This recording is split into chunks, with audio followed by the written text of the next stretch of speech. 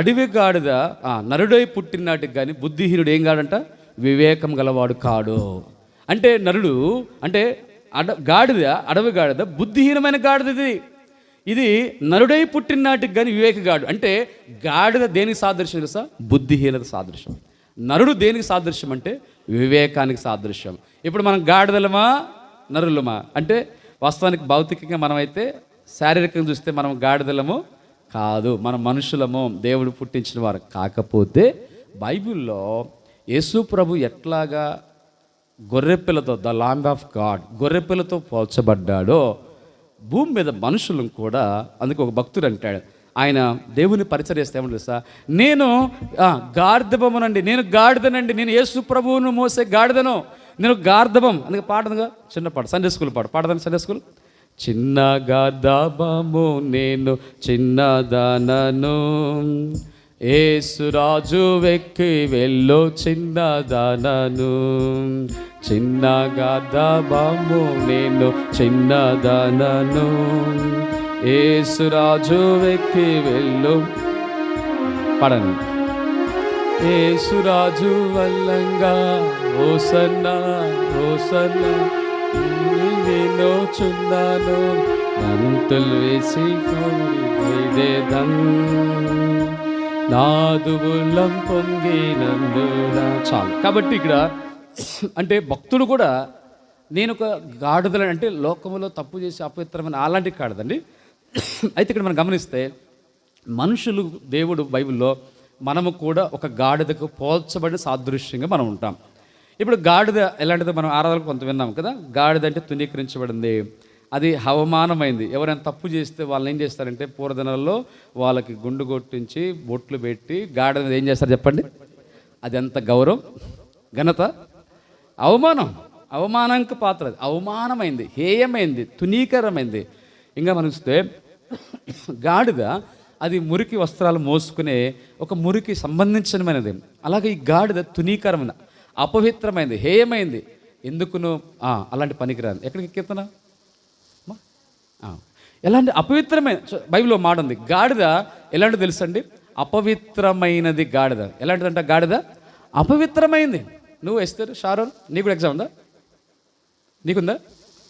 ఇటు దా షారోన్, లో కూర్చో. దా మంచిదని దా, చక్కగా నువ్వు దేవునికి లోబడితే మంచి ఆశ్రయిస్తారు. Right, very good. చెల్లి కంటే అమ్మాయికి సమయంలో ఎగ్జామ్ ఉంది. ఓకే, రైట్, మంచిది. చూడండి, ఇక్కడ గమనిస్తే, ఇక్కడ మనం గమనించినప్పుడు ఈ గాడిద తునీకారమైంది, అసహ్యమైంది. నిర్గమకాండంలో ఉంటుంది, మీరు 13వ అధ్యాయంలో. అది దేవుని మందిరంలో బలర్పించడానికి తగినది కాదు, అపవిత్రమైంది, హేయమైంది. ఇది గాడిద స్థితి. ఈ లోకంలో మనము కూడా ఇలాంటి స్థితి అండి. అసలు గాడిద స్థితి ఎలాంటిదంటే తునీకారమైంది, హేయమైంది, పనికిరాంది, అసహ్యమైంది, అగౌరవమైంది, ఘనత లేనిది. చివరికి ఫైనల్గా చూస్తే అది అపవిత్రమైంది, దేవునికి బలి అంగీకారము కానిది. అది అపవిత్రమైన జంతు గాడిద. ఇది మన స్థితి కూడా. మన జీవితంలో మనము కూడా రక్షణ లేకపోతే, ప్రభువు లేకపోతే, మనము ప్రభు రక్తంలో కడగబడకపోతే, రక్షణ, బాప్తిస్మము, ఈ యొక్క నూతన జన్మ అనుభవం లేకపోతే మనము అపవిత్రమైన వారం, తునీకరించబడిన వారం, హేళన, అగౌరవము, హీనమైన, అపవిత్రమైన గాడిద లాంటి వారు. సరే, ఇప్పుడు మనకు చూస్తే బైబిల్లో ఒక 7 సంగతులు మనం క్లుప్తంగా చూద్దాం రండి. పరిశుద్ధ గ్రంథంలో ఈ యొక్క గాడిదకున్న మంచి లక్షణాలు ఇప్పుడు చూస్తే, సరే అది ఎప్పుడంటే ఒకప్పుడు. కానీ గాడిద కొరకు ఏమైంది తెలుసండి? ఒక గొర్రెను దానికి బదులుగా అయిపోతుంది. గొర్రెను ప్రతిష్ఠించబడింది, దానికి బదులు గొర్రె బలైపోతాం. ఇది మనకి ఏం సాదృశ్యం అంటే యేసుక్రీస్తు ప్రభువారు గాడిదను విడిపించడానికి, లేదా గాడిద మరణానికి బదులు యేసుక్రీస్తుగా మన కొరకు ఈ లోకానికి వచ్చి ఏం చేశాడు? ఆయన మనకు బదులు మరణించాడు. గాడిద స్థానంలో మనం ఉన్నాం. యేసు ప్రభు గొర్రె పిల్లగా వచ్చి ఏం చేశాడు? ఆయన మరణించాడు. ఇప్పుడు పరిశుద్ధపరిచాడు. ఇప్పుడు మనకు బదులు గొర్రెపిల్ల యేసు ప్రభు బలిపోవడం వల్ల మనల్ని పరిశుద్ధపరిచినాడు. ఇప్పుడు మనం ఎవరమంటే ఇప్పుడు అపవిత్రమైన గాడిదలము కాదు. అయితే మనం ఎలాంటి గాడిదలుగా ఉండాలని దేవుడు ఆశిస్తున్నాడు. ఇప్పుడు మనకి ఆ మొదటి స్థితి కాదు, ఇప్పుడు రెండవది ఎలాంటి స్థితి మనకి ఇచ్చాడు చూద్దాం. నెంబర్ 1, మొట్టమొదటి చూస్తే మన ఎలాంటి గాడిదకి మనం దేవుడు చూస్తున్నాడంటే చూద్దామండి. చూడండి, మత్తయి సువార్త 21వ అధ్యాయం 2వ వచనం చదవండి. 2వ వచనం, మీ ఎదుటిన గ్రామమునకు వెలుడి, వెళ్ళగానే కట్టబడి ఉన్న ఒక గాడిదను కనబడును, వాటిని విప్పి ఇప్పుడు చూడండి, శిష్యులతో ప్రభు అన్నాడు, మీరు వెళ్ళి ఏ గ్రామంలో చెప్పినా గాడిద బేత్బగే, ఆ గాడిదలో ఆ గ్రామంలో గాడిద ఎట్లా ఉందంటది, కట్టబడి ఉంది. ఇప్పుడు కట్టబడిన గాడిదని యేసు ప్రభు ఏమన్నాడు, ఇప్పి దాన్ని నా ఎద్దుకు తోలుకురండి. అంటే ఇప్పుడు ఈ గాడిద పరిస్థితి ఏంటంటే, ఒకప్పుడు ఎలాగుందంటే మనం చెప్పుకున్నట్లుగా అది హేయమైనది, అపవిత్రమైంది, అది అగౌరవమైంది, ఘనత లేనిది, అలా తునీకరమైంది. అయితే ఇప్పుడు ఇంకా ఎలాగుందంటే ఈ గాడిద ఎలాగుంది చెప్పండి. ఇప్పుడు 1వ 2వ ఎలా ఉందండి, ఇక్కడ కట్టబడిన స్థితి. ఎక్కడ కట్టబడిందంటే ఇంట్లో కట్టేసుకుంటారా గాడిదనండి? ఇంట్లో కట్టేది, ఇంటికి బయట ఉంటుంది. ఇల్లు అది దేని సాదృశ్యం అంటే, నా తండ్రి ఇల్లు, మై ఫాదర్ హౌస్, ప్రభు అంటే యేసు, అంటే తండ్రి ఇల్లు, దేవుని మందిరం. అంటే దేవుని మందిరానికి ఎట్లా ఉంది అది గాడిద బయట ఉంది. ఇంకా ఒక్కొక్క సందర్భం ఒక సువార్త ఉంది, వీధిలో కట్టబడింది. ఎక్కడ కట్టబడింది అంటే గాడిద? వీధిలో, అంటే బజార్లో. అంటే వీధిలో బజార్లో అర్థమైంది తెలుసండి. ఒకప్పుడు మన జీవితాలు రక్షణ లేనప్పుడు ఉండి ఈ లోకంలో చాలామంది బజార్లో తిరుగుతూ ఉంటారంటే, బజార్లో వెంబడి తిరుగుతారు. ఈటీ బీటీ కోర్సు ఉందంట, ఇంట్లో తినటం బయట తిరగటం. అర్థమైందండి. అంటే బజార్లో తిరిగే స్థితి. బజార్ రౌడీలు అంటారు, వీధి రౌడీలు. మా అబ్బా పట్టుకున్నాం, వీధి రౌడీలు, బజార్ రౌడీలు అంటారు. అంటే సరేనండి, వీధిలో తిరిగారు అంటే కొంతమంది అంటారు బజారు స్త్రీలు, బజారు పురుషులు, అంటే పాపంలో వ్యభిచారంలో జీవించే వాళ్ళు అంటారు ఆ మాట. బజార్లు అంటే బజార్ రౌడీలు అంటారు, వీధి రౌడీలు అంటారు. వీధిలో అపవిత్రంగా జీవించేవారండి. ఒకప్పుడు ప్రియుల అనేక పరిస్థితులు ఉన్నాయి. అయితే మనం చూడండి, దేవుడు ఇలాంటి పరిస్థితుల్లోంచి వీధిలో ఒక బజార్లో కట్టబడి ఉన్నాం అంటే దేవుని ఇంట్లో లోపలికి రాని పరిస్థితి, దేవునితో సంబంధం లేదు. ఆ వీధుల్లో బజార్లో తిరిగే స్థితి. బజార్లో తిరిగే పిల్లలకి ఏమైనా విలువ ఉంటుందండి? వాల్యూ ఉండదు కదా. దేవుడైతే చూడండి, అయితే దేవుడు ఎంత వాల్యూ ఇస్తాడో మనం చివరిలో చూస్తే, తన స్థితి మారినప్పుడు ఈ గాడిదకి ఎంత ఘనత కలిగిద్దో, ఎంత గౌరవం, ఎంత విలువ వస్తుందో అది ఇప్పుడు మనం చూస్తాం. ఒకటి, అది స్థితి, గాడిద స్థితి మనం చూస్తాం. అది అంత అపవిత్రమైన కట్టబడిన స్థితి, వీధిలో ఇంటికి బయట ఉన్న కట్టబడిన స్థితి. ఈ లోకంలో సాతానుడు ఏం చేశాడంట, 18 సంవత్సరాల నుంచి ఒక స్త్రీని కట్లతో బంధించున్నాడు. సమాజ మందిరంలోకి వెళ్ళినప్పుడు, మందిరంలోనే ఉంది అక్కడ, యేసుప్రభు వచ్చి మందిరంలోకి వచ్చి ఏం చేశాడు, నడువు వంగిపోయిన స్త్రీ. ఎన్ని సంవత్సరాలు అంటామా? సాతాను ఏం చేశాడు, ఆమె తలకు నడుము కాళ్ళకి ఏం చేశాడంట, కట్టి వేశాడు. అందుకే నడువు వంగిపోయి ఉంటుంది. అంటే సాతాను కట్లు. యెషయా గ్రంథంలో 58వ ఉంటుంది. కాడుమాను మోకులు, బంధకాలు, కట్లు, ఇవన్నీ ఉన్నాయి. అంటే ఈ లోకంలో సాతాను కట్ల చేత ఎంతోమంది కట్టివేయబడినారు, బంధించబడి ఉన్నారు. ఇక్కడ చేరి వచ్చిన వారు రక్షణ లేకపోతే, మారు మనసు లేకపోతే ఆ కట్లతో ఇంకానూ కట్టేయబడి ఉన్నా, బంధించబడ్డావు. అయితే ప్రభు నిన్ను ప్రేమిస్తున్నాడు. ఎందుకో తెలుసా? ఆయన నీ కట్లు ఇప్పాలి, నీ అగౌరవమైన స్థితి తీసివేయాలి, నిన్ను గౌరవంగా మార్చాలి, నిన్ను విలువైన వ్యక్తిగా మార్చాలని ఆశిస్తున్నాడు. కాబట్టి ఇది మొట్టమొదటి ఒకటి సంగతి, కట్టివేయబడిన స్థితిలో ఉన్న దేవుడు అయినా ప్రేమిస్తున్నాడు. అందుకే వారి ప్రభువు చూడండి, గమనించండి, ప్రభు ఇక్కడుండి ఆ ఎదుటిన గ్రామంలో, అంటే చూడండి ఇక్కడుండి అక్కడ మంగళగిరిలో కట్టివేయబడిన గాడిద, లేదా ఆ బయట ఉండి, ఊరు బయట ఉండి ఈ ఆత్మకూరులో కట్టివేయబడిన గాడిదన్న, మనము వీధి బయట ఉంది ఎలా తెలుసు ఆయనకి కదా? ఆడికి వచ్చి చూస్తేనే కదండి దగ్గరికి రావాలి కదా. కానీ ప్రభు దగ్గర గ్రామాల దగ్గరికి వచ్చాడు, కానీ ఊర్లోకి రాలా. ఊళ్ళోకి వచ్చాడా? ఊర్లోకి ఎవరు వచ్చారు? ఇప్పుడు శిష్యులు వచ్చారు. ప్రభు అన్నాడు కదా, మీరు వెళ్ళండి, ఆ గ్రామంలోకి వెళ్ళి కట్టివేయబడి గాడిదని ఏం చేయండి, మీరు విప్పండి. అంటే యేసు ప్రభుకు తెలుసు ఏ గ్రామంలో, ఏ పట్టణాల్లో, ఏ దేశంలో, ఎక్కడెక్కడ భూమి మీద మానవులు పాపంలో, అంధకారం, శాపంలో కట్టివేయబడినారో వారందరి గురించి ప్రభువుకి తెలుసు. చేరి వచ్చిన వారిలో మనస్థితి కూడా ప్రభువు తెలుసండి.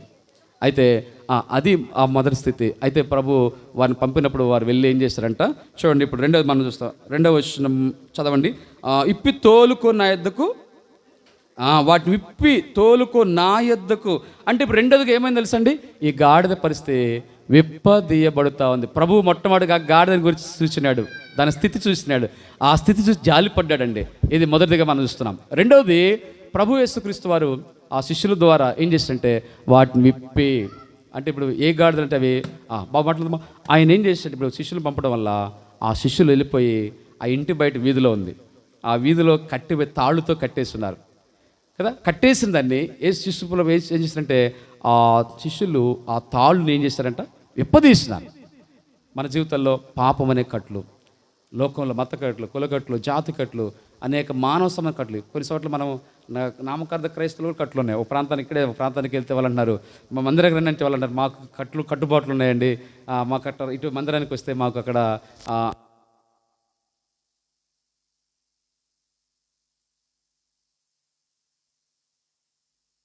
అంటే చూడండి, అంటే ఇలాంటి కట్టుబాట్లు ఉన్నాయన్నట్టుగా ఉన్నారు ఈ లోకంలో. కొన్ని సందర్భాల్లో ప్రియరా ఇలాంటి కొన్ని కట్టుబాట్లతో ఉన్నారు. ఈ కట్టుబాట్లన్నీ ఏం చేయాలి తెలుసా? దేవుడు ఏమిటో తెలుసా? వాటిని ఏం చేయాలి? మీరు విప్పండి. యేసుప్రభు ఉద్దేశం అది. ఆ కట్టుబాటు గమనించండి, ఆ కట్టుబాటుతో కట్టివేయడం మంచిదా, విప్పడం మంచిదా? మనకి ఏది మంచి చెప్పండి? విప్పడమే మనకి మంచిది. కట్టేసి అలాగే ఉంటే చివరికి కట్టేసి చివరికి వాటి కాళ్ళు అలాగే ఉంటాయి. తర్వాత చివరికి అవి సరిగ్గా నడవలేని పరిస్థితులకు వెళ్ళిపోతాయి. చివరికి మరణానికి వెళ్ళే పరిస్థితులు ఉంటాయి. దేవుడు మన జీవితాల్లో రెండోదంటే ఆ కట్ల నుంచి విప్పుటాం, విడుదల కలుగుతుంది, విడుదల. కనుక రెండోది విడుదల. ఒక విషయం ఏంటంటే, భగత్ సింగ్ గారు దైవమర్మాలు రాస్తూ ఆయన ఏమన్నాడంటే, రాస్తూ యేసుప్రభు శిష్యులు వెళ్ళినప్పుడు ఆ గాడిదంట కట్లు ఇప్పుతుంటే అది అలాగే మౌనంగా ఉండి ఇప్పదీయడానికి ఇష్టపడిందంట. ఒకవేళ ఇప్పదీయడానికి ఇష్టపడకపోతే, ఇప్పుతున్నారనుకోండి, తలకాయ ఇటు ఇటు అన్నదనుకోండి, కాళ్ళు అటు ఇటు లాగేసి అన్నదనుకోండి, ఇప్పుడు అటు ఇటు కదులుతూ ఉంటే ఈ మెడకట్లు ఇప్పదీయడానికి వీలుపడిద్దా? మనకు కొంతమంది పశువులు ఉన్న వాళ్ళకైతే, గేదెలు వాళ్ళకి, దూడలు వాళ్ళకి ఉంటాయి. అవి ఓడదిద్దాం అనుకుంటే ముందే ఏం చేస్తుంటాయి? లాక్కుంటూ ఉంటాయి. అవి అప్పుడు విడదీయటానికి కూడా కష్టంగా ఉంటుంది. అయితే కొన్ని భగత్ సింగ్ అక్కడ అంటాడు, మూర్ఖంగా ఉండే కొన్ని గాడిదలు ఉంటాయి, వాళ్ళు కట్టివేయబడి ఇప్పదీయటానికి ఇష్టపడరు. అంటే వారికి ఆ కట్లుతో ఉండడానికి ఇష్టపడతారు. కానీ అయితే ఈ గాడిద అలా కాదండి. కట్లు ఓడదీస్తూ ఉంటే మౌనంగా ఉండి ఏం చేస్తున్నారు? తన కట్లను ఓడదీయించుకున్న గాడిద. పిల్లలు గమనించండి, మన జీవితంలో ఎందుకు అంత గౌరవం ఘనతలోకి వెళ్ళింది? ఆ గాడిద కంటే ఎందుకు అంత గౌరవం వచ్చిందంటే, ముందు ఈ అనుభవంలోకి రావాలి. రెండవది, మనము కట్లు ఓడదీస్తున్నప్పుడు మనం ఎప్పుడు కూడా మన పాప కట్లు ఓడదీస్తానికి, మనలో దేవునికి రక్షించబడిన తర్వాత విశ్వాసం దేవుని బిడ్డలు మనలో ఇంకా ఆచార కట్లు లేకపోతే లోక సంబంధం ఇంకా ఏమైనా లోక సంబంధం ఉంటే ఆ కట్లు కూడా ఓడదీస్తూ ఉంటే ఏం చేయాలి? ప్రభువుకు సరెండర్ కావాలి, పరిశుద్ధాత్మ దేవునికి అప్పగించుకోవాలా, దేవునికి వాక్యానికి అప్పగించుకోవాలా. అక్కడ శిష్యులు అంటే యేసు ప్రభు సేవకులకు, పరిచారకులకు సాదృశ్యం. కనుక మనం దేవుని సేవకులకు, పౌలు గారు అంటాడు, మీరు ప్రభువునకు మొదట, ఆ తర్వాత మాకును అప్పగించుకుంటారు. అలాగే ప్రభువుకు, దేవుని సేవకులకు అప్పగించుకుంటే చక్కగా కట్లు ఏం చేస్తారు చెప్ప? యేసు దాసులు ఏం చేస్తారంటే, యేసు ప్రభు శిష్యులు ఆ కట్లు ఏం చేస్తారు? ఓడదీస్తారు. యేసు ప్రభు శిష్యులు ఉంది, అందుకే మొట్టమొదటి ప్రభు శిష్యుల కట్లు ఓడదీశాడు. అవునా? శిష్యుల కట్లు ఎవరు ఓడదీశారండి? యేసు ప్రభు ఓడదీశాడు. ఇప్పుడు యేసు ప్రభు పరిశుద్ధాత్మ వాక్య సహకారంతో మనము అనేకుల కట్లు ఏం చేయాలి? మనం చెప్పి రక్షించబడ్డాలో వాళ్ళ కట్లు విడిపించాలి. ఇంకా విశ్వాసులను రక్షించబడిన తర్వాత కూడా మనలో ఇంకా కట్లున్నాయా? అవి వాక్యం ద్వారా, దేవుని దాసుల ద్వారా, పరిచారకుల ద్వారా ఆ కట్లు విప్పబడ్డానికి మనం ఏం చేయాలి? అప్పగించుకోవాలి. ఇప్పేటప్పుడు అటు ఇటు తలదనొద్దు, అటు ఇటు మనం మూర్ఖంగా ఉండకూడదు. విప్పుతున్నారా? విప్పని, అది నీ మేలే. అది విప్పితే నీకు క్షేమం, విప్పబోతే గలగ బందీగా ఉంటావు, దానివల్ల చాలా నష్టపోతాం. కాబట్టి దేవుని బిడ్డలు జ్ఞాపకం చేసుకోండి. కాబట్టి ఇక్కడ మనం గమనిస్తే అలాగ విప్పదీయబడటానికి కూడా ఇష్టపడిన గాడిదగా మనం చూస్తున్నాం. ఇది మూడోదిగా తర్వాత చూస్తామండి. తర్వాత చూడండి, ఇప్పి నా యొద్దకు, రెండవ విషయం ఏంటండి, ఇప్పి వాటి నా యొద్దకు తోలు. అంటే మూడోదిగా ఈ గాడిదలు ఏంటంటే, ప్రభు యొద్దకు తోలుకొని రావడానికి శిష్యులు ఇప్పిన తర్వాత ఏం చేస్తున్నారు చెప్పండి? తోలుకొని వస్తారు. ఇప్పకుండా తోలుకొని వస్తారా? తోలుకొని రాలేరు కదా. కొంతమంది దేవుని ఎద్దుకు రావాలంటే, ప్రభు సన్నిధికి రావాలంటే చాలామంది దినాల్లో రక్షణ పొందిన విశ్వాసులు కట్లుతో కట్టబడ్డారు. అన్ని జనులకు కట్లున్నాయి. రెండోది, నామకార్థ క్రైస్తవులకు కట్లున్నాయి. విచారకరమైంది, అందరికి కాదు కానీ కొంతమంది విశ్వాసులకు కూడా కట్లున్నాయి. ఆ కట్లతో ఏం చేస్తున్నారంటే దేవుని ఎద్దుకు రాలేకపోతున్నారు, ఆదివారం ఆరాధన రాలేకపోతున్నారండి, ప్రార్థన కుడికి రాలేకపోతున్నారు, దేవుని సన్నిధికి రాలేకపోతున్నారు. అంటే ఏదో కట్లుతో ఉన్నారు. అక్కడ ప్రభు అంటాడు, నా యొద్దకు. చెప్పండి, ఎవరి యొద్దకంట? శిష్యుల యొద్దకు కాదండి, అక్కడ ఎవరో పాస్టర్ గారి దగ్గర కాదు, యేసు ప్రభు దగ్గరికి. జ్ఞాపకం చేసుకోండి, ప్రభు యొద్దకు మనం వస్తున్నామని గుర్తుపెట్టుకోండి. మనం వచ్చేది ఏదో మనుషుల దగ్గర కాదు, వాళ్ళ దగ్గర వీళ్ళ దగ్గర కాదు, దేవుని యొద్దకు. అయితే ఇక్కడ విషయం ఏంటంటే, ఈ గాడిదకు మంచి లక్షణం ఏంటంటే, అవి తోలుకొని వస్తుంటే, ఇప్పుడు ఆ గాడిద పిల్లని ఎవరు తోలుతున్నారండి? తోలేది ఎవరు? శిష్యులు. గాడిద, ఇంకోటి ఏముంది? గాడిద పిల్ల ఉంది. ఆ పెద్ద గాడిద ఎవరిని చూపిస్తుంటే, పెద్దవాళ్ళు మనం చూపిస్తుంది. మనం తగ్గించుకోవాలండి. యేసు ప్రభువే తగ్గించుకుని గాడిద వచ్చినప్పుడు మనం గాడిదని కానీ మనం బాధపడొద్దు. చెప్పండి, మనం ఎవరు అంటే తెలుసా? యేసు ప్రభు యొక్క గాడిదలం. ఎవరో చెప్పండి, మనం యేసు ప్రభు వారి గాడిదలను తగ్గించుకోవాలి. దైవజనుల భక్తులన్నా, నేను గాడిదను, ప్రభు యొక్క గాడిదమును, ప్రభువును మోసే గాడిద. అంటే లోకంలో ఉన్న గాడిద కాదులేండి, అడ్డగాడిద కాదు, అడవి గాడిద, ఇస్మాయిల్ అంటే అడవి గాడిద కాదు. ఇంకొక గాడిద చెప్పుకును, కంచెరి గాడిద. అలాంటి గాడిదలు కాదు మనం, ఒక మంచి గాడిద, ప్రభు దగ్గరకు వచ్చే గాడిద. కాబట్టి దేవుని ప్రజలారా, మనము ఈ యొక్క అనుభవంలోకి రావాలి, ప్రభు యొద్దకు రావాలి. ప్రభు యొద్దకు వచ్చేటప్పుడు ఆ శిష్యులు తోలుతున్నారండి. బైబిల్లో ఒక మాట ఉంది, అడవిలో గాడిద, అరణ్యంలో గాడిద, అడవికి అలవాటు పడిన గాడిద, అది యజమానుని కేకలు, తోలువాని కేకలు వినదు. మీకు అర్థమవుతుందండి? కొన్ని గాడిదలు ఉంటాయి, అడవిలో ఉన్నాయా లేవు గాడిదలు? అడవి గాడిదలు ఉంటాయండి, ఆ ఇళ్లలో ఉండవు. ఎక్కడ ఉంటాయి గాడిదలు? అడవిలో గాడిదకి వాటికి యజమానుడు ఉన్నాడా? లేడు. అందుకే యజమానుడు లేడు, వాటిని తోలేవారు లేరు, యజమానుడి కేకలు కూడా ఆ గాడిద వినబడదు. ఇంతకీ మనకు యజమానుడు ఉన్నాడా? ఉన్నాడా లేడండి? ఆయన మన ప్రభు అయిన యేసుక్రీస్తు. పాత నిబంధనలో యెహోవా యజమానుడు ఉంది. ఇప్పుడు మనకు యేసు ప్రభు వారు, పరిశుద్ధాత్మ దేవుడే మన యజమానుడు. మన యజమానుడి తోలు మనకి ఆయన మాట్లాడుతుంటాడు, ప్రభు మనం పిలుస్తూ ఉంటాడు, ఆయన స్వరానికి మనం లోబడాలి. ఇంకొకటి ఏంటంటే, యజమానుడు దేవుడు, శిష్యులు దాసులు, దేవుని సేవకులు, పరిచారకులు దాసులు, యజమానుడు ప్రభు అయితే, ఇప్పుడు యజమాను దగ్గరికి శిష్యులు తోలుతా వస్తున్నారు. తోలుకొచ్చే వాళ్ళు ఎవరంటే శిష్యులు. కనుక ఈ దినాల్లో దేవుని సేవకులు, పరిచర్య చేసేవాళ్ళు, సువార్థికులు, మిషనరీలు, కాపర్లు, అపోస్తులు, వీళ్ళందరూ కూడా ఏం చేస్తారంటే, వాళ్ళ పని ఏంటో చెప్పండి. వాళ్ళ పని ఏం చేస్తారు? మనల్ని ఎక్కడ తోలుకొళ్తున్నారు? మనల్ని ఆత్మీయంగా తోలుకొని రావడం. అంటే కొన్ని ప్రాంతాలు అంటారు, పలానా అబ్బాయిని తోలుకురండి అంటారు, అమ్మాయిని తోలుకురండి అంటుంటారు.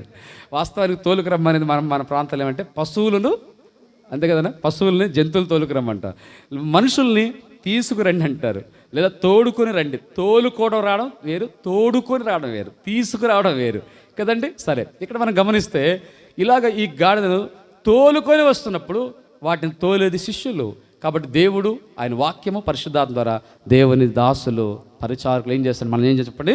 తోలేవారు ఉంటారు. తోలేవారి కేకలు. కొన్ని సందర్భాల్లో ఉందా మనం చెప్పుకున్నాం కదా, అరణ్యంలో ఆ గాడిదైతే తోలువాని కేకే వినదు, తోలేవారే లేరు. మనకు దేవుడు ఉండాలి, ఆయన దాసులైన వారు మనకు ఉండాలి. శిష్యులు ఎట్లాగా విప్పి తోలుకొని వస్తున్నారు. ఇప్పుడు గమనించండి, వాటిని విప్పింది యేసు ప్రభువా? తోలుకొచ్చేది యేసు ప్రభువా?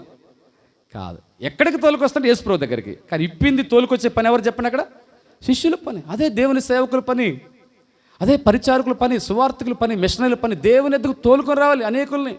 మనం ప్రభు దగ్గరికి రావాలి, ప్రభు దగ్గరికి వచ్చే గాడిదలుగా మనం ఉండాలి. అదే సమయంలో శిష్యుల్లాగా అనేకమైన గాడిదలు మనం ఏం చేయాలి? ప్రభు దగ్గరకు తీసుకుని రావాలి. అప్పుడే మనకు విలువ పెరిగిద్ది, అప్పుడే మనకు ఘనత పెరిగిద్దండి. కనుక మనమే రాకపోతే వేరే వాళ్ళు వస్తారా చెప్పండి? రాలేరు. మనమే రాకపోతే కదండి. కొన్ని సందర్భాల్లో దినాలు చూస్తే చాలామంది ఆదివారాలు మందిరం రాక ఇళ్ళ దగ్గర ఉంటున్నారు, ఆరాధన లేదు, వాళ్ళు రాలేకపోతున్నారండి. కారణం ఏంటి తెలుసా? తెలియకుండానే వాళ్ళని సాతాను ఎంతో నష్టపరుస్తుంది. విశ్వాసులు చాలా సంవత్సరాలు రక్షించబడాలి కూడా దేవుని సన్ని పోగొట్టుకుని ఆదివారం మందిరం ఇంట్లో ఉంటున్నారని ఎంత దౌర్భాగ్యకరమైన స్థితితో వాళ్ళు ఆదివారం ఆరాధన దినం దేవుని సన్నిలో పోగొట్టుకున్నారంటే ఇంకా ఎంతగా వాళ్ళు ఎంత పరిస్థితికి వెళ్ళి పెద్ద దిగజారిపోయారు. వచ్చేవాడిని క్రైస్తవులు కొంతమంది చూస్తే పై కట్టడాలు చూస్తున్నారు, ఇలాంటివి ఏవి చూస్తున్నారు. సౌకర్యాలు మొన్న జయప్రకాష్ మన దగ్గరికి వచ్చారుగా, ఆ రోజు పాస్టింగ్ ప్రార్థన రోజు.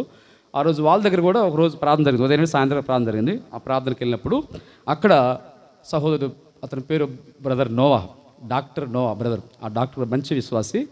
ఆ బ్రదర్ మొన్న అక్కడ వచ్చాడు. ఆ బ్రదరు ఏ హాస్పిటల్ అది? మణిపాల్ హాస్పిటల్లో ఎమర్జెన్సీ సందర్భంలో వాళ్ళకి డాక్టర్గా చేశాడు.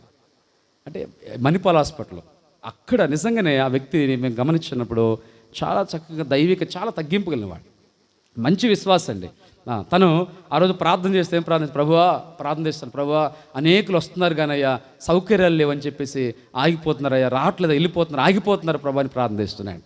నిజమే ఆ బ్రదర్ చేసే ప్రార్థన. అంటే కారణం ఏంటంటే అక్కడ వాళ్ళకి ప్రస్తుతానికి మందిరం లేదు. గతంలో కూడా చిన్న షెల్టర్ వేసుకొని అద్దె స్థలంలో లీజుకి తీసుకున్నారు. లీజుకి ఇప్పుడు దాకా వాళ్ళకి లేదు. అయితే ప్రభుత్వం ఇప్పుడు కొత్త ఒక స్థలం తీసుకున్నారు, ఇంకా కంప్లీట్ కావాలి రిజిస్ట్రేషను. చూడండి నిజంగా అంటే కారణం ఏంటంటే సౌకర్యాలు, బాత్రూమ్లు ఉన్నాయా, పెద్ద బిల్డింగ్ ఉందా, లేకపోతే ఏసీ ఉందా, పెద్ద పెద్ద ఫ్యాన్లు ఉన్నాయా, మంచి బంగ్లాలు ఉన్నాయా అంటే చూడండి ఎంత దౌర్భాగ్యమైన స్థితిలోకి విశ్వాసం వెళ్ళిపోతున్నారంటే. దేవుణ్ణి ప్రేమించేవారు అడవిలో కూడా దేవుని ఆరాధన చేస్తారు. నిజంగా దేవుని ప్రేమించేవారు చెట్టు కింద ఆయన ఆరాధన చేస్తారు. అది ఎండ వాన గాలిని చూడరు, అన్ని సౌకర్యాలు చూడరు. యేసు ప్రభు వారికి ఏసీ లేదు అంటే ఏసీ ఉంటే తప్పని చెప్పట్లేదండి. యేసు ప్రభు వారికి షెల్టర్ లేదండి. అందుకే కదా ఆయన మనుషు కుమారుడు తలవాల్చుకోవటానికైనాను స్థలం లేదు. యేసు ప్రభు గొప్పడా మనం గొప్పడా? అసలు అది ప్రశ్నే కదా. అది దౌర్భాగ్యమైన పరిస్థితి కదా. యేసు ప్రభు గొప్ప దేవుడు, మనమే పడ్డాం. అయితే చూడండి, యేసు ప్రభువుకి ఆయనకి స్థలం లేదు, నిలువ లేదు, ఏమీ లేని పరిస్థితులు అయినప్పుడు కూడా ఆయన ప్రభు తండ్రిని ఆరాధిస్తూ అనేకులు ఆ ప్రభు చేత మరి ప్రభువు ద్వారా ప్రేరేపించబడిన శిష్యులు అనేకులు కూడా తండ్రిని దేవుని ఆరాధించడానికి మూలమైతే వచ్చారు. కాబట్టి పిల్లలు గమనించండి, దేవుని ప్రజలంగా మనము ఇక్కడ శిష్యులు తోలుకొని వస్తున్నారు ఎక్కడికంటే యేసు ప్రభు వద్దకి. మనము కూడా అలాంటి ప్రభువు దగ్గరికి వచ్చిన వారమైతే ఆ తర్వాత చివరిలో దేవుడు ఘనత మనకిస్తాడు. దేవుని బిడ్డలరా, దేవుడు మనకి విలువనిస్తాడు. అందుకే మన జీవితంలో ప్రభు ఎద్దుకు వచ్చే సమయంలో ప్రభువు ఉన్నాడు లేదా, ప్రభు సన్నిధి ఉందా లేదా. కాబట్టి ప్రభు ఎద్దుకు వచ్చే విషయాలు మనం కొన్ని శ్రమలు ఉంటాయండి, కొన్ని ఇబ్బందులు ఉంటాయి, కొన్ని అసౌకర్యాలు ఉంటాయండి, కొన్ని ఇబ్బందులు ఉంటాయి. లోకం మనకు యోగ్యమైంది కాదంటాడు ఎబ్రీ పత్రికలో. కాబట్టి ఎన్నో పరిస్థితులు కూడా మనం శ్రమలు గుండా గుహల్లో నివసించారండి, ఎక్కడెక్కడ అడవుల్లో నివసించారు.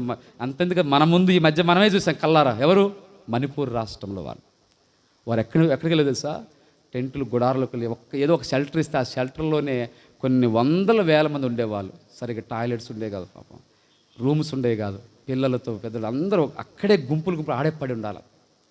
ఎంత భయంకర మణిపూర్లో అక్కడ చెట్ల కింద అడవుల్లోకి అరణ్యాలకు పారిపోయారండి దేవుని ప్రజలు. గమనించండి, ప్రభు యొద్దకు మనం వచ్చే గాడిదలుగా మనం ఉండాలి. ప్రభువు మనల్ని తోలేవాడు ఉండాలి. దేవుని దాసుల చేత మనం తోలబడుతున్నామా లేదా, ఇది ప్రభు దగ్గరికి తోలుకు తీసుకురాబడుతున్న గాడిద. మూడోది మనం చూద్దాం, చూడండి అండి, మత్తయి సువార్త మనం చూస్తే మూడోది దేవుని యొద్దకు తోలుకు రాబడుతున్న గాడిద. మనం ప్రభు యొద్దకు రావాలి, శిష్యుల్లాగా మనం అభివృద్ధి చెంది. ఏం కావాలి తెలుసా అండి, యేసు ప్రభు పిలిచాడండి శిష్యులు, నా వెంబడి రమ్మంటే ఏం చేశారు చెప్పండి, యేసు ప్రభు దగ్గరికి వచ్చారు. అది మొదటిసారి. తర్వాత వీళ్ళు ఏం చేశారు తెలుసా, వీళ్ళని రక్షించుకొని యేసు ప్రభు శిష్యులుగా మార్చాడు. మనం కూడా తెలుసా, రక్షణ లేని ఒకప్పుడు మనం అవిశ్వాసులు, దేవుడు మనల్ని ఏం చేశాడు, రక్షించాడు. విశ్వాసులమే. ఇప్పుడు విశ్వాసులు ఏం కావాలి తెలుసా, విశ్వాసులు ఉండకూడదు. విశ్వాసులు ఏం కావాలి తెలుసా, శిష్యులుగా ఎదగాలి. అంటే మనం అనేకులు కూడా ప్రార్థిస్తాం, అనేకులకు దేవుని వాక్యం అందిస్తూ అనేకులు ప్రభు యొద్దకు నడిపించాలి. మొదటి దినం కూడా రత్నకుమార్ సిస్టర్ గృహంలో కూడా కొంతమంది బిడ్డలు వచ్చారు. అక్కడ ఆ క్యాంపు నుంచి, పోలీస్ క్యాంపులో కొంతమంది వచ్చారు. చక్కగా వారికి దేవుని సువార్త అందించబడతా వచ్చారు. అంటే చూడ అట్లాగా అనేకులు మన ఇంటికి ఆహ్వానించాలి, మన దగ్గరకు ఆహ్వానించాలి, దేవుని ఎద్దుకు ఆహ్వానించాలి, దేవుని మందిరానికి ఆహ్వానించాలి. శిష్యులంటే వాళ్ళు ఏంటి తెలుసా, వాళ్ళు అసలు శిష్యులంటే కొంతమందికి అసలు దేవుని దగ్గర రావడమే కష్టంగా ఉంటుంది కదండి. కొంతమందికి అలా ఉండకూడదు పిల్లలు. దేవుని బిడ్డలుగా మనకు ఘనత ఎట్లా వస్తుందండి, ఎట్లా గౌరవం వస్తుందండి, ఎప్పుడు మహిమ వస్తుందండి అంటే మనం ప్రభు దగ్గరకు రావాలి. ప్రభు దగ్గరికి అనేకులు మనము తీసుకుని రావాలి. అది శిష్యుల పని. మనం శిష్యులమా విశ్వాసులమా, లేదా కనీసం అవిశ్వాసులు, విశ్వాసులు కూడా కాదా, కనీసం విశ్వాసులు కూడా కాదా దేవుని బిడ్డ. అందుకే వారికి పొజిషన్ ఉంటాయండి, స్థాయి ఉంటుంది. అన్బిలీవర్ విశ్వాసి, విశ్వాసికి పై స్టెప్ శిష్యుడు. కాబట్టి అందుకే మీరు అనేకులు ఏం చేయాలంటే ప్రభు అన్నాడు, అనేకులను బాప్తీసు, అనేకులు నాకు యేసు ప్రభు శిష్యులుగా చేయమన్నాడు. ప్రభువుకు శిష్యులుగా ఉండాలి మనందరం. కాబట్టి మూడోది ప్రభు యొద్దకు తోలుకొచ్చాను. ప్రభు యొద్దకు వస్తూ అనేకులు మనం తీసుకొస్తున్నామా, అదే చివరికి ఘనతలకు. 4 మాట చూద్దాం.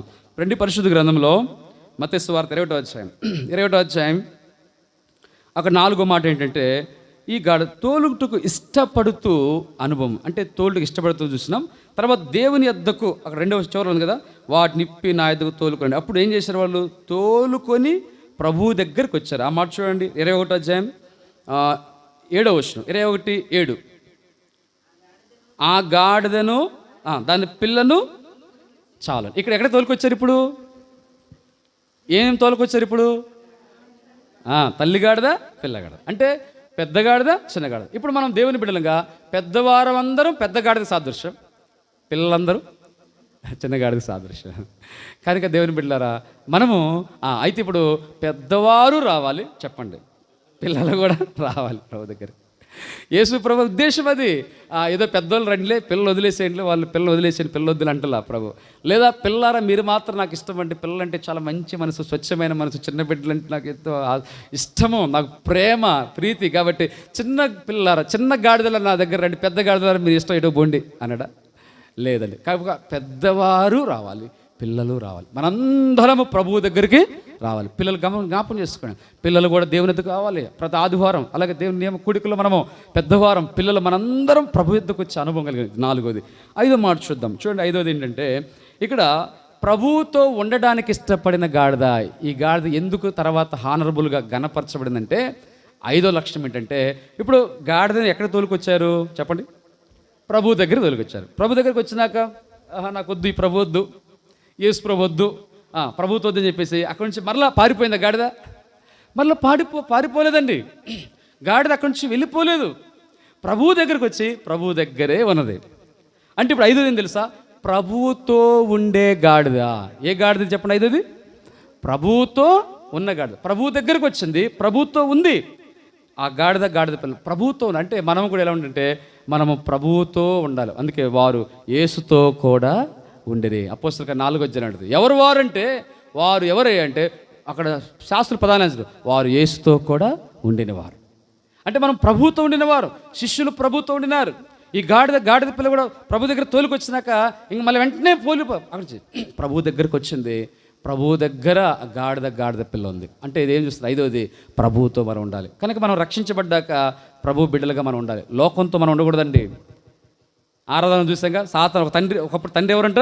సాతాను. మళ్ళీ సాతాను తండ్రి దగ్గరికి వెళ్ళకూడదు కదా, మళ్ళీ లోకానికి వెళ్ళకూడదు, మళ్ళీ పాపంతో ఉండకూడదు, లోక శరీర సంబంధులతో ఉండకూడదు, అపవిత్రమైన వాటితో. అందుకే కదా పరిశుద్ధులతో మన సహవాసం, అందరితో సమాధానం కలిగి ఉండాలి కదా. దైవం చెప్పాడు అందరితో సమాధానం, వాళ్ళు ఎవరైనా సరే సమాధానం, కానీ సహవాసం మాత్రం అందరితో చెప్పట్ల బైబిల్. పరిశుద్ధులతో పట్టమొదటి దేవునితో సహవాసం, ఆ తర్వాత పరిశుద్ధులతో ఆత్మీయులతో ప్రార్థనా పరులతోనే సహవాసం చేయాలి.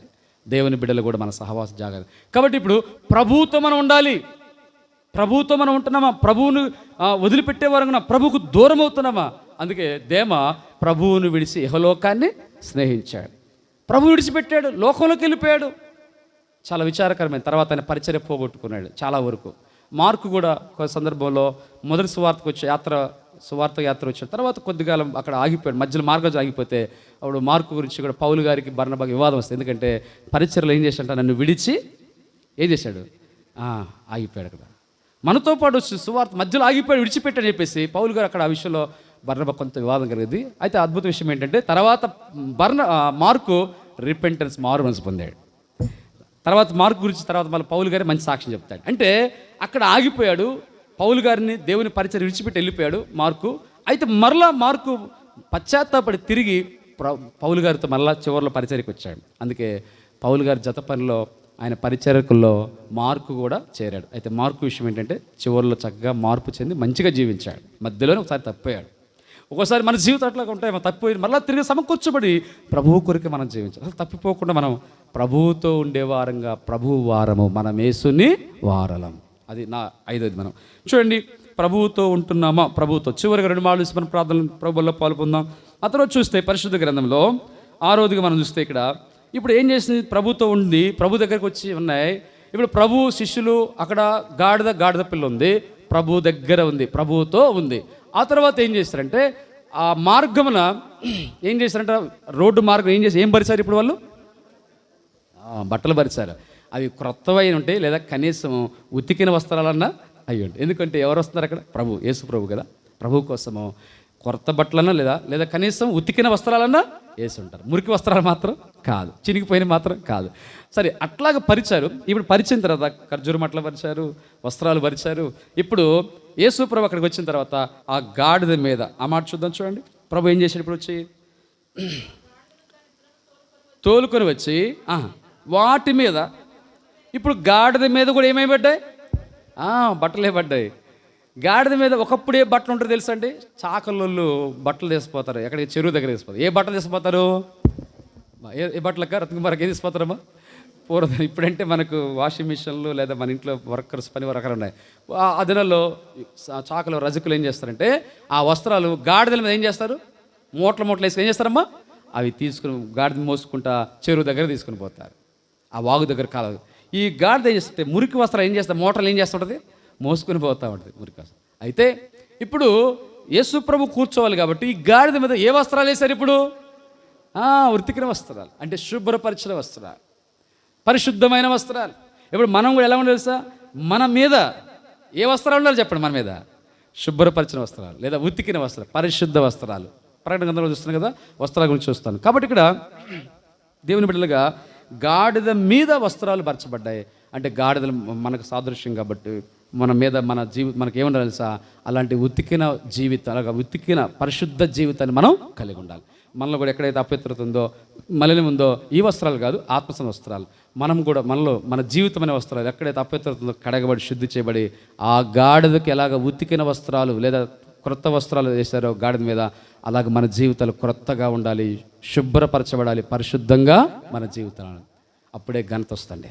ఆ తర్వాత మనం రోడ్డు మార్గం పరిచాలి. ఇప్పుడు యేసుప్రభు ఆ మార్గం పరిచిన తర్వాత యేసుప్రభు ఏం చేశాడు చూడండి. ఆయన గాడిద మీద ఎక్కి, ఆ మాట చూద్దాం 5వ వచనం. ఇదిగో నీ రాజు సాత్వికుడును గాడిదను భారవాహక పశువు పిల్ల అయిన చిన్న గాడిదను ఎక్కి. ఎట్లా వస్తున్నట్టు ఇప్పుడు ఆయన గాడిద మీద ఎక్కి వస్తున్నాడు. దేని మీద వస్తున్నట్టు ఇప్పుడు ఆయన యేసుప్రభు చెప్పండి. మనము జకర్యా గ్రంథం 9వ అధ్యాయం 10వ వచనం తీయొద్దులే కానీ అక్కడ 9వ వచనంలోనేమో గాడిద మీద అని రాబడింది. 10వ వచనం మనం చూస్తే అక్కడ ఏం చూస్తే అక్కడ ఎందుకు గాడిద మీద వస్తుందంటే ఆయన సమాధానకర్డే వస్తున్నాడు. అక్కడ విల్లును ఆపివేస్తున్నాడు, యుద్ధం ఆపేస్తున్నారు అని 10వ వచనంలో ఉంటుంది. అంటే యుద్ధం ఆపివేస్తున్నాడు. విల్లు అని దేనికి గుర్తు అంటే యుద్ధానికి గుర్తు. బైబిల్లో ఖడ్గం అంటే యుద్ధానికి గుర్తు. ఒక విల్లు యుద్ధానికి గుర్తు.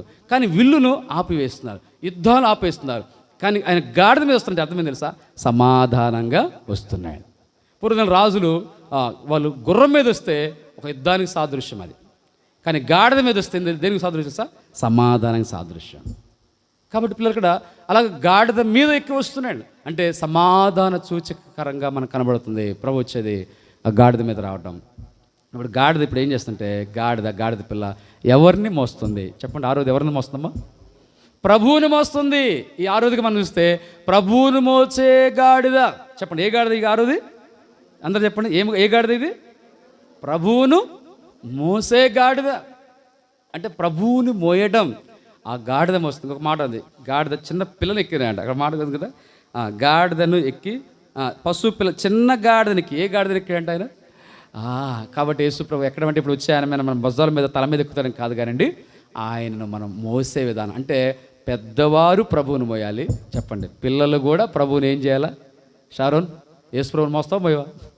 నాకొద్ది బరువు అంటావా? చెప్పండి, ఏం చేయాలి? ఇప్పుడు గాడిద మోస్తుంది లేదా? ఎడ్వర్డ్, ఎవరిని మోస్తుంది గాడిద? యేసుప్రభుని మోస్తే మంచిదా? మురికి వస్త్రాలు మోయటం మంచిదా? లేకపోతే రాజులు మోయటం మంచిదా? యేసుప్రభుని మోయటం మంచిదా? రాజుల కంటే గొప్పవారు ఎవరండి? ఆరాధన చేస్తావు, ఇదిగో ఈయన నీ రాజు. అంటే రాజులకు రాజు, is king of kings, the lord of lords, Jesus Christ, యేసుక్రీస్తే. అలాంటి రాజుని, ఆయనతో సమానమైన వారు భూమి మీద ఎవరు ఉన్నారా? ఎవరు లేరు. అలాంటి ప్రభువుని మోసే ధన్యత, ఆధిక్యత ఈ గాడిదకు దొరికిందండి. ప్రభువుని మోసేవారుగా. ఇక గమనించిన ఇక్కడ ఈ లోకంలో మన జీవితాల పిల్లరా, ఒక సందర్భంలో ఒక గాడిదని ఏం చేస్తారంటే ఆ గాడిద మీద కొంతమంది ఊరేగించుకుంటా ఒక ప్రతిమను మనకు కూడా కొన్ని సందర్భాల్లో వస్తాం. ఆ గుర్రాల మీద రథాల మీద ఊరేగించుకుంటా విగ్రహ ప్రతిమ, దేవత ప్రతిమను మోసుకుంటూ తీసుకెళ్తుంటారు కదండి. అయితే ఇక్కడ గాడిద మీద కూడా ఒక ప్రతిమను, విగ్రహ ప్రతిమను తీసుకొని మోతా ఉంటే ఆ ప్రజలందరూ కనబడదని చూసి వాళ్ళు ఏం చేస్తున్నారు సార్? ఆ గాడిద మీద ఏ ప్రతిమ ఉంది? వాళ్ళ భాషలో దేవత, దేవి ప్రతిమ ఉంది కదండి. ఆ ప్రతిమ చూసి ఏం చేస్తారు తెలుసా? వాళ్ళు వెంటనే ఏం చేస్తారు? అందరూ దండాలు పెడుతున్నారు, పూజ చేస్తారు, నమస్కారాలు చేస్తారు, దండాలు పెడుతున్నారు. అప్పుడు గాడిద అనుకుంటుంది, చూసారా అందరూ ఈ ప్రజలందరూ నాకేం చేస్తున్నారు అనుకుంటుంది గాడిద, నాకు దండాలు పెడుతుంది అనుకుంటుంది. వాస్తవంగా గాడిద మీద ఏముంది? దేవత ప్రతిమ ఉంది. ఆ ప్రతిమను బట్టి వాళ్ళు దండాలు పెట్టుకుంటా మోసుకుంటా పోతున్నారు, ఊరేగించుకుంటూ పోతున్నారు ఈ గాడిదని. అబ్బా ఎంత ఘనత! చూసారు, అందరూ నాకే దండాలు పెడుతున్నారు అనుకుంటుంది. అందరు నాకే. సరే వెళ్ళిపోయింది తిరిగి వెళ్ళిపోయి ఆ స్థలం ఉంటుంది కదా, నిర్ణయించే స్థలం దగ్గర వచ్చిన తర్వాత ఆ ప్రతిమను కాస్త తీసి ఆ స్థలం మీద నిర్ణయించే స్థలంలో పెట్టేశారు. ఇప్పుడు గాడిదని ఇంకా పక్క వల్లిస్తున్నారు. ఇక గాడిద కనపడితే పో గాడిద, చీపో గాడిద. ఏం చేస్తారు? గాడిదని కర్రతో కొడుతున్నారు. అటెళ్ళు, అవతలకెళ్ళు అన్నట్లుగా అసహించుకుంటున్నారు గాడిదని. అంటే ఇప్పుడు దాకా దండాలు పెట్టారు, ఇప్పుడు ఏం చేస్తున్నారు చెప్పండి? అసహించుకుంటారు. కారణం ఏంటి? అక్కడ ఇందాక గాడిద మీద ఏముందంటమ్మా? దేవత ప్రతిమను బట్టి అక్కడ ఆ ప్రతిమ లేకపోతే ఏమైంది? ఇప్పుడు లేదు, విలువ లేదు కదా గాడిద. అంటే అది చిన్న ఎగ్జాంపుల్. అయితే మన జీవితంలో విలువ ఉండాలంటే యేసు ప్రభు మన మీద ఉండాలి, ప్రభువును మోసేవారంగా మనం ఉండాలి. ప్రభువు మన మీద, మనలో లేకపోతే మనకు కూడా ఏముండదు? విలువ లేని వారం. ప్రభువు మనలో ఉంటే, మనతో ఉంటే, మన మీద ఉంటే అప్పుడు ఏం చేస్తారు సార్? ప్రభువునికి, ఆయన బట్టి మనకి, ప్రభువుని బట్టి మనకు ఘనత, గౌరవం దొరుకుతుంది. కారణం ఏంటంటే దేవుని బట్టే. కొంతమంది భక్తులు అంటారు, మనం పెద్ద చదువుకోలేదు, ఏం చదువుకు ఆయన అంటారు, నల్లపాడు మ్యాథ్యూస్ భాస్కర్ ఆయన చెప్పిన అంటే ఆయన పెద్ద చదువుకోలేదు, 5వ తరగతి కూడా పాస్ అయినట్టు లేకుండా ఆయన నల్లపాళ్ళు చాలా పెద్ద సంఘం. అక్కడ ఆయన వేరే దేశాలకు వెళ్తే ఆయన అనుకున్నాడు, కృతజ్ఞత ప్రభువా, నాకు ఏ చదువు లేదు, ఏమీ లేదు, కేవలం ఈ బైబిల్ బట్టే అన్నాడు. ఇలాగ నేను మనం వేరే ప్రాంతాలకు వెళ్ళి సేవ చేస్తున్నానంటే కేవలం బైబిల్ అంటే వాక్యం అంటే దేవుడు. అంటే దేవుణ్ణి బట్టే ఈ ప్రయాణాలు, ఈ పరిచర్య చేయగలుగుతున్నాను ప్రభు. కారణము ఎవరిని బట్టి అంట? దేవుణ్ణి బట్టే. దేవుడు లేకపోతే అసలు విలువ లేదు. వాళ్ళు ప్రైమ్ మినిస్టర్ అయినా సీఎం అయినా సరే విలువ లేదు ఈ లోకంలో దేవుడు లేకపోతే. పిల్లలు గమనించండి. అయితే మనం ప్రభువుని మోసే గాడిదలాగా ఉన్నామా లేదా? మనం అనుదినము మన భారం ప్రభువు వస్తున్నాడు, మనం కూడా ఏం చేయాలి చెప్పండి? ప్రభువుని మోసేవారు, ప్రభువుని భరించేవారు ఉండాలి. ఆయన ప్రభువుని గాడిద మోస్తుంది, చిన్న గాడిద పిల్ల మోస్తుంది. పిల్లలు మోయాలి ప్రభువుని, పెద్దవారు మోయాలి, ప్రభువుని మోయాలి. ప్రభువుని మోయటం అంటే ఆయన వాక్యాన్ని మనం మోసుకుపోవడం, సువార్తను మనం మోసుకుపోవాలి. ఆయన సంఘాన్ని గురించిన భారం కలిగి ఉండాలి, పరిచర్య మన భారం, ఆత్మల భారం మనం కలిగి ఉండాలి, దైవికమైన భారాన్ని మనము కలిగి ఉండాలి. అందుకే కదా చూడండి, ఓ సందర్భంలో ఒక ఆయన మనం చెప్తూ వచ్చిన కదా, మన ఆ దైవజన్ చెప్పినది, ఈ దినాల్లో భయంకరమైన పాపము వృక్షాలు భయంకర వేళ్ళూరు కొనిపోయిన దినాల్లో మనకు భారం లేకపోతే ప్రభువును మనం సరిగ్గా మోయలేము. అదే సమయంలో అనేకులను ప్రభు యొద్దకు మనం తీసుకొని రాలేము. ఎందుకంటే ఈ దినాల్లో పాపము వ్రేలతో సాతాను అనేక శక్తులతో వేళ్ళూరుకొని పోయిన పరిస్థితుల్లో వారి కొరకు మనం ఎంత భారంతో ప్రార్థన చేయాలి. ఒక భర్త భార్య కోసం, భార్య భర్త కోసం, తల్లిదండ్రుల పిల్లల కోసం, పిల్లల తల్లిదండ్రుల కోసం, బంధువుల కోసం, మన గ్రామం నశించిపోతున్న అందరి కోసం చేయమని ప్రభు చెప్పాడు బైబిల్లో.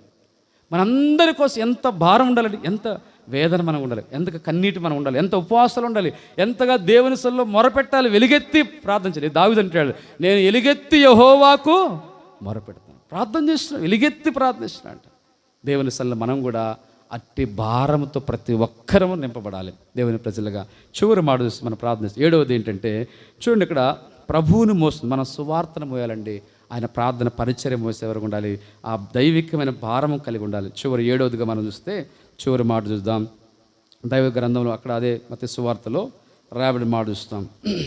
ఆ తర్వాత లక్షణం ఏంటంటే చివరిగా ఏడవది లక్షణం మనం గమనిస్తే, గాడిదని ఈ యేసు ప్రభుని మోసుకుంటూ పోతా ఉంది. ఈ మోసుకుంటూ పోతున్నప్పుడు జయము జయమని కేకలు వేస్తున్నారు, ప్రభువుని ఘనపరుస్తున్నారు. ఇప్పుడు ఆ ఘనత కేకలు వేస్తున్నప్పుడు గాడిద మీద మోసుకుంటా ప్రభువుని గాడిద మోసుకుంటూ వస్తున్న టైంలో అక్కడ మాట చూద్దాం. ఏడుది ఏంటంటే చూడండి, అక్కడ మనం చదువుకున్నాం కదండి, జకర్యా 9:9 ఉంది, గాడిద వెక్కి వస్తున్నాడు ఈ రాజు. అది ప్రవక్త ప్రవచనం, అది దేవుని సంకల్పం, అది దేవుని ఉద్దేశం. జకర్యా గ్రంథం ప్రవచనం. ఆ ఉద్దేశం ఇప్పుడు ఈ గాడిద ఏం చేసి తెలుసండి, మనం చూస్తే ఏం చేసి తెలుసా, ఆ ఉద్దేశాన్ని నెరవేర్చినది, దేవుని ప్రణాళిక నెరవేర్చిన గాడిద. ఒకవేళ తునీకరించి తల అలా మూర్ఖించి ఇప్పదీయడానికి ఇష్టపడకుండా, ఇప్పదీసిన తర్వాత ఎటో పారిపోతే, ప్రభు దగ్గర రాకుండా వచ్చినా కానీ ప్రభు ఎక్కుతూ ఉంటే ఎక్కడానికి ఇష్టపడకపోతే కదండి. కొన్ని ఉంటాయి, పశువులు ఉంటాయి, కొన్ని పశువులు వాటి మీద ఎక్కి వాటి తోలుకు ఎక్కి అలాగ ప్రయాణం చేస్తూ ఉంటారు కదా, గాడిద మీద. ఒకసారి గుర్రం మీద ఎక్కిరవరు, ఆ గుర్రం ఎక్కి ప్రయాణం చేస్తుంది, దానికి తెక్కలేగిననుకుంటా ఆ గుర్రానికి. ఇంకా భయంకరంగా పిచ్చి పిచ్చిగా ఎగురుతూ భయంకరంగా ప్రయాణం చేస్తుంటే ఆ గుర్రం మీద ఎక్కుతూ ఏమై తెలుసా, ఏమయ్యారు, కింద పడిపోయి పళ్ళు రాలిపోయినాయి, కాలు చేతి దగ్గర కొంచెం చనిపోయిన కూడా ఉంటారు. అంటే అది అతివేగంగా ప్రయాణం చేస్తుంది. అంటే చూడండి, మన జీవితాల పిల్లరా అట్లా కాదు. కానీ గాడిద దేవుని ప్రణాళిక, ప్రవచన ఉద్దేశాలు, దేవుని తండ్రి ఉద్దేశాలను గాడిద నెరవేర్చాను. దేవుని ప్రణాళికలో ఒక పాత్రగా ఉపయోగపడింది గాడిద. ఏడవది అది దేవుని పనిలో ఉద్దేశంలో ఒక పాత్రగా ఉపయోగపడింది. ఆ ప్రవచనం నెరవేర్చబడింది. కారణం ఏంటంటే ఈ గాడిద ఇష్టపడ్డాం, ఎప్పటికీ ఇష్టపడ్డాం, ప్రభు దగ్గర రావడం, తోలటానికి ఇష్టపడ్డాం, ప్రభు దగ్గరికి వచ్చింది, ప్రభు మీద తన మీద మోయటానికి, ప్రభువుని మోసుకోవడానికి ఇష్టపడింది, ప్రభువుని మోసింది. అంటే దేవుని ఉద్దేశాన్ని నెరవేర్చిన గాడిద. మనం కూడా ఏడంతలుగా మనల్ని కూడా ఏ ఉద్దేశంతో ప్రభు పిలిచాడు, ఏ ఉద్దేశంతో మనం రక్షించుకున్నాడు, ఎందుకొరకు మనం పిలిచినాడు భూమి మీద, లోకంలో పాపంలో మనను, ఆ ఉద్దేశాలు మన ద్వారా నెరవేర్చబడి ఏడంతల అనుభవాలు కలిగి ఉంటే అప్పుడు మనకు ఈ గాడిద ఎంత ఘనపరచబడిందో. ఇప్పుడు ఆ గాడిద వెళ్తున్నప్పుడు ఏమైందో తెలుసండి, అందరూ జయధ్వనులతో కేకలు వేస్తున్నారు. ఇప్పుడు ఆ జయధ్వనుల సంతోషం, అందరూ జయమో అని చెప్పేసి యేసు ప్రభువారు యెరూషలేము వైపు వస్తూ ఉంటే, ఆ గాడిద మీద ఎక్కి వస్తూ ఉంటే ప్రభు ముందుగా వస్తున్నాడు, ప్రభు తర్వాత శిష్యులు ఉన్నారు, జన సమూహాలు ఉన్నారు. ఇది ఆదివారం జరిగింది. అలాగా ఈ ఊర్లో ప్రజలు ఏం చేస్తారంటే ఎదురుపోయి స్వాగతం పలికి, జయమని ఆయనకి స్వాగతం పలికి, ఆహ్వానం పలికి. ఎవరికి తెలుసా, ఫస్ట్ దేవుడు, రెండోది ప్రభువును మోస్తున్న గాడిద కూడా ఆహ్వానం పలికారు. గాడిదని గౌరవిస్తున్నారు, ఆహ్వానిస్తున్నారు, పట్టణంలో చేర్చుకుంటున్నారు, ఆహ్వానిస్తున్నారు. అలాగా ఆహ్వానించబడే ఘనత, గౌరవం పొందుతూ వచ్చింది. విలువైన గాడిదగా చేయబడింది. కాబట్టి దీనికి కారణం ఏంటంటే ఆ గాడిద కలిగిన లక్షణాలు బట్టే ఎంత గౌరవం, ఘనత, విలువ, దేవునికి మహిమ కలుగుతూ వచ్చింది. కాబట్టి పిల్లరా, దేవుని బిడ్డలంగా అలాంటి గాడిదలాగా మనం ఉండాలని, ఆ మంచి లక్షణాలు కలిగి ఉండాలని పరిశుద్ధాత్మ దేవుడు దైవ గ్రంథం రాయించాడు. బైబిల్లో ఉంటుందండి. ఇంకా మనం చూస్తే పరిశుద్ధ గ్రంథం రాయి ఉంటుంది కదా, ఆదికాండం 49:11 తీయదుగా 49:11 ద్రాక్షావల్లికి కట్టబడిన గాడిద. దేనికి కట్టబడింది గాడిద? ద్రాక్షావల్లి, ద్రాక్ష చెట్టు. నేను నిజమైన ద్రాక్ష. యేసుప్రభు వారికి కట్టబడే గాడిదలాగా ఉంటుంది. ఆదికాండం 49:11 ద్రాక్షావల్లి కట్టబడిన గాడిద. సంఖ్యాకాండం 22:28 అక్కడ దేవుడు వాక్కునిచ్చాడు, మాట్లాడే గాడిద. వాక్కు ఇచ్చినాడు. నిజంగా ఎప్పుడైనా గాడిద మాట్లాడదా? కానీ గాడిద అక్కడ మాట్లాడింది బిలాం టైంలో కదండి. గాడిద బైబిల్లో వాస్తవానికి ఏ గాడిద మాట్లాడదో ఆ టైంలో దేవుడే దానికి ఏమి ఇచ్చినాడంట? నోరు, వాక్కు ఇచ్చినాడు. అంటే ఏ గాడిద? మాట్లాడే గాడిద. అలాగే దేవుని యొక్క మాటలు అలాగే చక్కగా మాట్లాడు. ఏమో తెలుసా, నేను నీ గాడిద, నేను నాటి నుంచి ఇంతవరకు ఎప్పుడైనా నేను నిన్ను ఇలా చేయటం నీకు హద్దా. ఎంత నమ్మకమైన గాడిదండి. అవును, దా విషయంలో ఆయన కూడా ఏమనలేపాడు. ఏమంటుంది గాడిద? నీ గాడిద నేను దాని నుండి అప్పటి నుంచి ఇప్పుడు రోజుకి ఎప్పుడైనా నేను ఇలా చేశాను? అన్ని రోజుల నుంచి, ఇన్ని నెలలైంది, ఎన్ని సంవత్సరాలైందో. అంటే మన దేవుడు ప్రభు దగ్గర మనం కూడా అలాగ గాడిదలు, అలాంటి గాడిదలాగా ఉండాలి, నమ్మకమైన వారంగా ఉండాలి. ఎప్పుడు చేయాలి. ఆ రోజు కూడా కారణం ఏంటంటే దేవుని దూత మార్గంలో ఖడ్గం పట్టుకొని ఉంది. అందువల్ల ఆ టైంలో ఇంకో విషయం తెలుసా, ఆ గాడిద అలా చేయటం వల్ల ఆ వ్యక్తి కాపాడబడ్డాడు. ఏమో తెలుసా, ఆ గాడిద తొలగకపోతే నేను అప్పుడే ఏం చేసేవన్నాడు? చంపివేసాను దేవదూత. అంటే యజమానుడు కాపాడడానికి కారణమైన గాడిద. బిలామును కాపాడింది అక్కడ గాడిద. కాబట్టి చూస్తే అలాగ నమ్మకమైనది కనుక ఇంకో ఆదికాండంలో మనం ఉంటుంది, తెల్లని గాడిదలు ఎక్కువ వారులారా. తెల్లని గాడిద. ఏ గాడిద అంటే అది సంఖ్యాకాండంలో ఉంటుంది 22వ అధ్యాయం మాట్లాడే గాడిద. అది న్యాయాధిపతులు 5 అధ్యాయం 10 ఉంటుంది. తెల్లని గాడిద అంటే పరిశుద్ధమైన గాడిదలు. అలాగే యజమానుని కాపాడే గాడిదలు. దేవుని బిడ్డలంగా మనం అట్టి అనుభవాల్లో ఉండాలని ప్రభు ఆశిస్తున్నాం. కనుక దేవుని బిడ్డలంగా ఇలాగ ప్రభువుని మనం ఘనపరిచినప్పుడు దేవుడు మనల్ని కూడా గౌరవించి, ఆయన ఘనతనిచ్చే, ఆయన మనకు ఇలాంటి ఆధిక్యతను మనకు ఇచ్చేవాడు. అలాంటి శ్రేష్ఠ అనుభవాల్లో ఇప్పుడు చెప్పండి. నెంబర్ 1 మొట్టమొదటిదిగా అది హీనమైన స్థితి, అలాంటి పరిస్థితిలో ఉంది. అయితే ఏమైందంటే తర్వాత విడిపించబడేది. ఆ తర్వాత ఇప్పబడి ఇష్టపడి, ఆ తర్వాత చేసినట్ట తోడడానికి ఇష్టపడింది. ఆ తర్వాత ప్రభు ఎద్దుకు వచ్చింది గాడిద. ఆ తర్వాత ప్రభువుతో ఉన్న గాడిద. ఆ తర్వాత ప్రభువును మోసుకుంటూ పోయింది గాడిద. తర్వాత సంకల్పం, దేవుని ప్రవచనం నెరవేర్చట, దేవుని పనిలో ఒక పాత్రగా ఎంచబడి, వాడబడి దేవునికి మహిమ తెచ్చింది.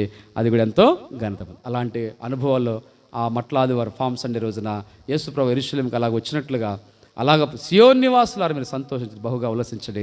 ఇదిగో ఈ రాజు నీతిపరుడు, దీనుడు, సాత్వికుడే, రక్షణ గలవాడుగా మరి భారవాహం గాడిద ఎక్కి నీ వద్దకు వస్తున్నాడు. ప్రభు వస్తున్నాడు. అది విచారం ఏంటంటే యెరూషలేము ప్రభు వస్తున్నప్పుడు, కానీ యెరూషలేములో ప్రజలు అయితే స్వాగతించారు, గణపరిచారు. కానీ అనేకులు, శాస్త్రులు, ప్రధాన యాజకులు వాళ్ళు మాత్రం ప్రభుని గణపరచలేపారు. ఇంకా అంటారు కదా, అక్కడ మాట ఉంటుంది, ఆపండి మీ పిల్లల్ని, ఎందుకు ఇలాగ అలరి చేస్తున్నారు? ఈ పిల్లలు ఎందుకు? వాళ్ళు ఏమన్నారు సార్? ఏమన్నారు? సర్వోత్తమ దేవుని జయం, ప్రభు పేట వచ్చిన రాజు స్తుతించబడగా ఓసన్నా జయం, ఓసన్నా జయం అంటే అక్కడ ప్రధాన యాజకులు వాళ్ళందరికీ గద్దిస్తూ ఉంటాం. అప్పుడు ప్రభు అంటే వచ్చిన గుర్తు చేస్తాం. ఏమో తెలుసా, మీరు చదవలేదా? బాల్ రేక్యూ చంటి పిల్ల యొక్క స్తుతుల మూలంగా అంటే స్తుతించేది పెద్దవారు, పిల్లలు స్తుతిస్తుంటే అక్కడ వాళ్ళు ప్రధాన యాజకులు, శాస్త్రులు, పెద్ద వాళ్ళకు ఈ అనుభవం లేదు. ఇంకా వాళ్ళు ఆటంకపరిచే వారు ఉన్నారు. ఈ లోకంలో ఆటంకపరిచే సాతాను శక్తులు ఉంటాయి, ఆటంకపరిచే మానవులు ఉంటారు. కానీ మనము వాటిని అధిగమించి ప్రభువుని స్తుతించాలి. అందుకే ఒకవేళ వీరు దేవుని స్తుతించకపోతే ఈ రాళ్ళు ఏం చేస్తాయట? రాళ్ళు దేవుని స్తుతిస్తాయి, కేకలు వేసి ఆరాధన చేస్తాయి. కాబట్టి పిల్లల జ్ఞాపకం చేసుకుని మనము అయితే అలాంటి శాస్త్రులు పరిస్థితి అనుభవాలు కాదు, కానీ ఈ చిన్న పిల్లలంటి అనుభవం, స్వాగతం పలికే వారి అనుభవం, గాడిద వంటి మంచి అనుభవాలు మనకు కలిగి ఉంటే దేవుని ద్వారా గొప్ప ప్రతిఫలము పొందినట్లు ప్రభు మనకు సహాయము చేయనుగాక. ప్రార్థన చేసుకుందాం. మోకరించండి. వాక్య పెలుగులో ప్రార్థనలో ఉందాం. దయచేసి ప్రార్థన చేసుకుందాం.